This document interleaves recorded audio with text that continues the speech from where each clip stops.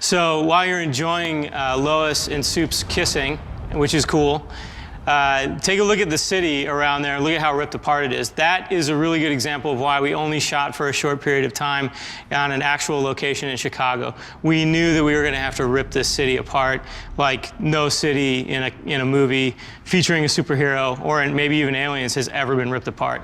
We really had to go to a green screen stage and make Metropolis the largest CG city we could, which ended up being about 32 square miles of rendered CG city that could be ripped apart in all manners of ways.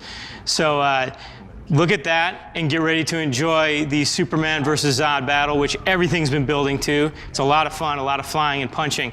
And when you know it, me and Superman have gotten into a bit of a predicament, a bit of an argument. We're squaring off. It's what you've all been waiting for.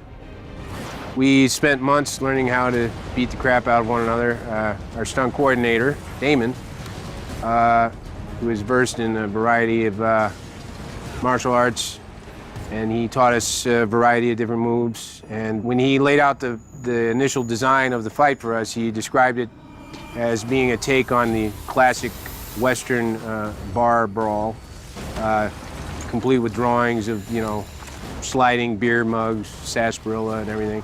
And then obviously cloaking it in what you're seeing now, which is nothing like a Western bar brawl. It's more like a city being torn to pieces. But yeah, it's very interesting to shoot a fight like this. Obviously, a lot of it is computer enhanced, you know, but we did a lot more of it than people probably think we did. And we would shoot it all in little tiny fragments. You know, we'd go in one day and do the punch. We'd go in the next day and do the kick, and then, you know, and get everything just so. Because we wanted it to be the best fight anybody had ever seen. So, I guess we can do one or two things. Either I can keep standing here and talking about my experience shooting the battle, or you can actually watch the rest of the battle. So, which one do you want? Oh, you want to watch the rest of the battle? Well, of course. All right, well, here it is. I think the way that the fights are different in this movie is the combination of basic fight choreography with wire work and with green screen and CGI of us as people as well as the background. There's the super speed aspect and beyond the scope of what is actually humanly possible. And it's been great fun working with the guys, doing the wire work for hours on end, and all round had great fun with Damon and the whole stunt team.